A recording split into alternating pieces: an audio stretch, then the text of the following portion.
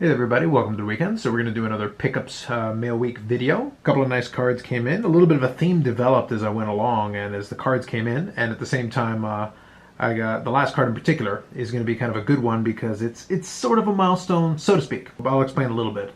So we're doing the overhead view since it's a little bit easier to show you, especially the part at the end, but we'll get to that in a second. First of all, let's do from a brand new card from brand new series still, relatively. So 2019-2020. This is Upper Deck Buybacks. So this is the base card. Comes with already the Upper Deck sticker on it, and this is numbered to 199. So that's the regular base card. Nothing too crazy. Design-wise, it's not a big deal, but it's an expensive series to open. So you get these as the base card. There you go. Another 2019-2020 issue. The next two are two McDonald's cards. Again, everything's from eBay. Let's do first Prism.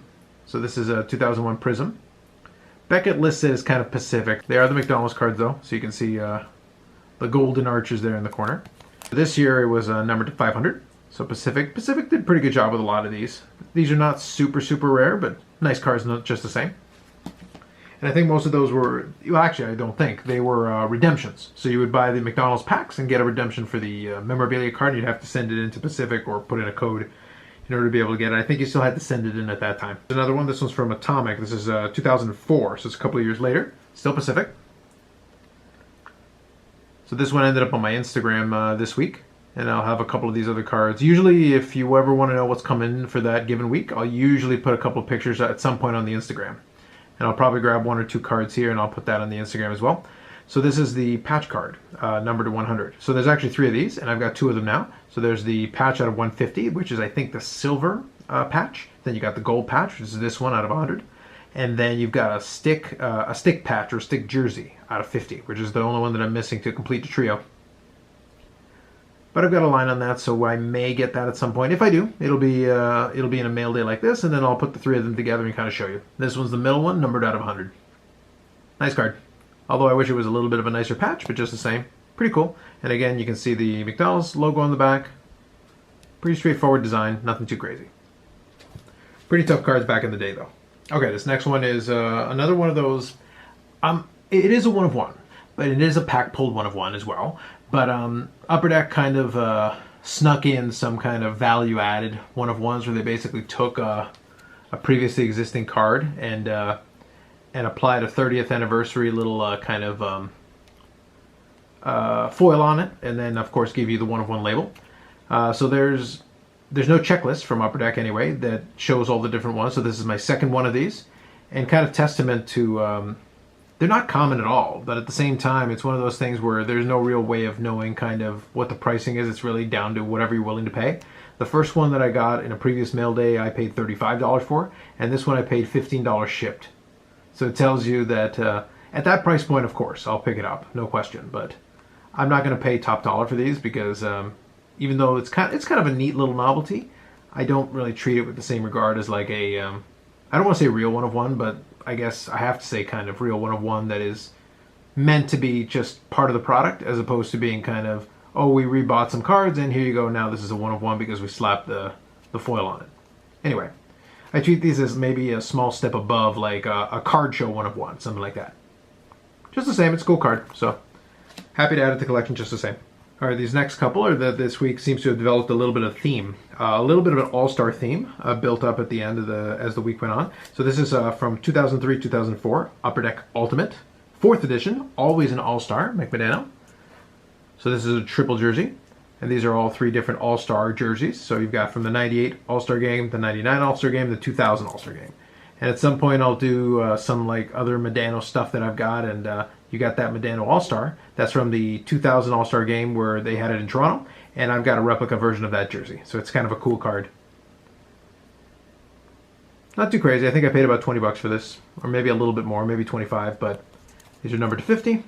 Again, kind of following the Be A Player way, which was to not include numbering on the card itself. In this case, since it's a Be A Player Ultimate, the numbering is included on this, which always made me kind of wonder. It is a pet peeve of mine that Be A Player didn't include the numbering on the card itself, but at the same time, imagine maybe the case gets cracked.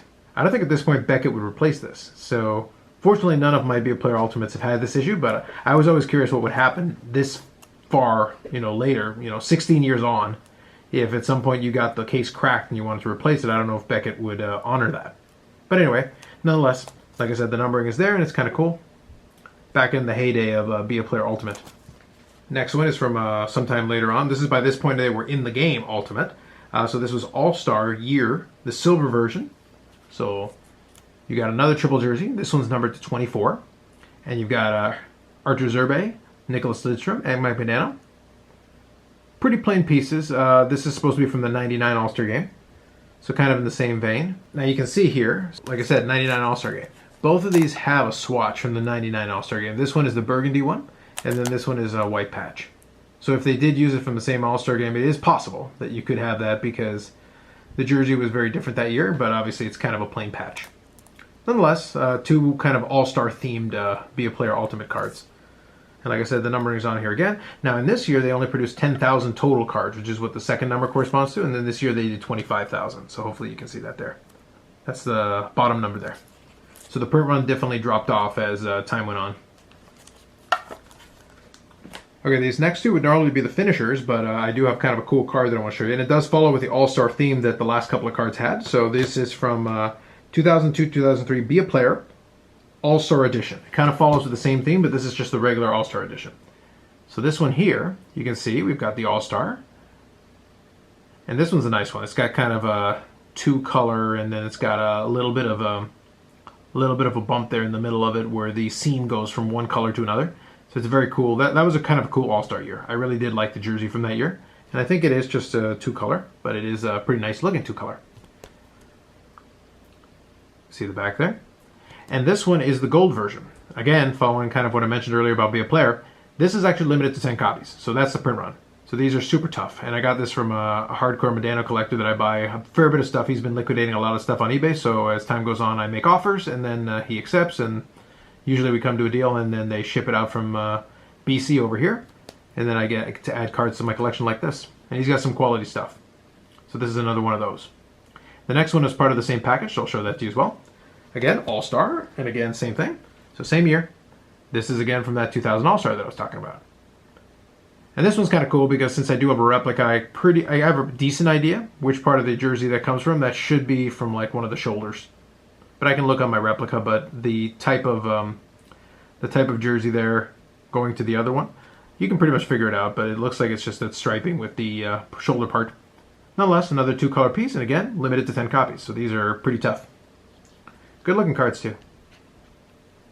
Be a Player did have some nice designs and some good ideas. Pretty neat cards.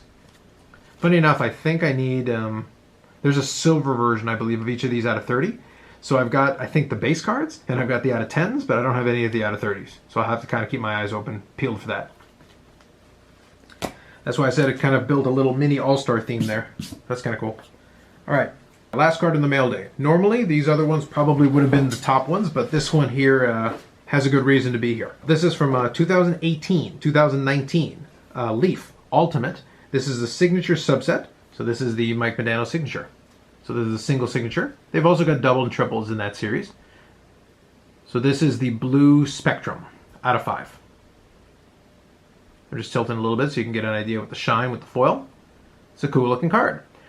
Now, if you've checked out any of my previous mail days, it's been a while, but if you checked out mail days going back maybe 6 months to a year, this is going to look really, really, really familiar. I'm not going to explain any more about that, but I'm going to show you, and then I'll give a little bit of an explanation first after that. Like I said, blue Spectrum out of 5. Keep that in mind. Out of 15. Let's see if I can fit it on the screen here. That's kind of the bronze. Purple out of 7. Okay, so let's see if I can stack these. I think we can fit a couple here. Should be good. Red Spectrum out of 5. Sorry, out of 3. It's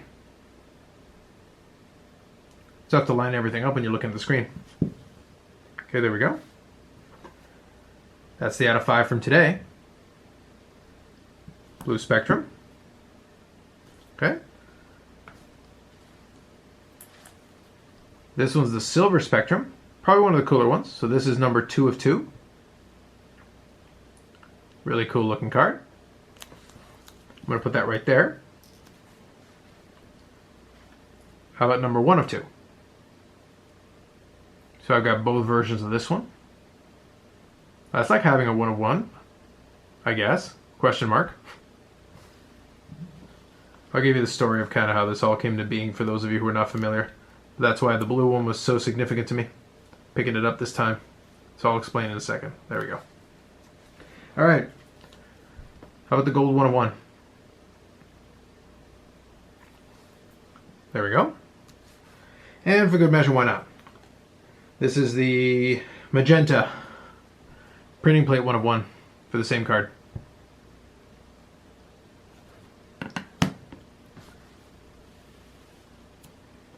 There you go. So here's the thing. There is technically one more card that is required in order to complete the rainbow, and the printing plate doesn't really count. But and I probably have a line. I may be able to get my hands on another printing plate. If I can, I can. If I can't, I can't. The other one is supposed to be a green 1 of 1, and the 2 out of 2s. Basically, all of this came together. I never went in with the intention of putting together a rainbow of any kind. It kind of fell into my lap. I started picking up a couple of them. The 15 was probably one of the later ones. I think I picked up I want to say the out of 3 or one of the out of 2s pretty early. The 1 of 1 came not long after that. And here's the thing. The 1 of 1, I'm pretty sure I got for about 50 bucks. Like, it was not expensive at all. It's funny because the out of 5, this is the first out of 5 that I've come across. So that came as part of this mail day. I paid literally double what I paid for the 1 of 1. And I would not have done it if it weren't for the fact that I wanted to get to this point. The green 1 of 1, which supposedly is the last card that I'm missing to, not counting printing plates, the last card that I'm missing to officially complete the rainbow, I've never seen it. I'm sure it's out there because Leaf is pretty good about telling you the checklist that exists, but this is still absurd. I'm not a big fan of the fact that Leaf came up with this as the concept for how they want to do their rainbows. Having the most common one be out of 15 is kind of ridiculous, but nonetheless, if you ever want to take a stab at anything like this, you got to get on it early. Fortunately, I did start this kind of into the middle part of 2019, so I started picking them up. Once I got the 1 of 1, I knew I had a shot. I didn't realize until I was further along that there was also the green one that I had never seen. But the 3 out of 3 came in my lap. The 2 out of 2s came into my lap, and they all kind of fell into place. The purple came in. Once I got further along, 3 or 4 cards deep, I was like, okay, with the 1 of 1, I can give it at least a shot, see how far I get. So I'm going to consider this done. As far as I'm concerned, it's done for the moment. If for some reason I come across the green spectrum, I'll give it my best shot. But I'm content with this. This is actually a pretty good little subset I was able to put together, and I'm pretty happy with it. So there you go. Have a great weekend. I'll come back with another video at some point, and this is kind of a cool way to finish this one off. So there you go. One last thing I'll give you. I think I put it on the screen already at this point, but at this stage I have 1,325 unique Mike Modano cards, including 112, I believe, 112 different autographs, obviously including all of these. So 8 autographs there on the table, plus all the other ones sitting in the box. But there you go. Little collection that has taken maybe the last year or so, and still technically a work in progress. Maybe I'll get some of the more of the printing plates. Like I said, I kind of feel silly buying these many versions of basically the same card, but it's like the opportunity presented itself. I couldn't resist. Anyhow, thanks as always for watching. Leave any comments if you want. I'd be happy to reply to it. Or if you have any questions, by all means. And we'll catch you in the next video. Thanks very much.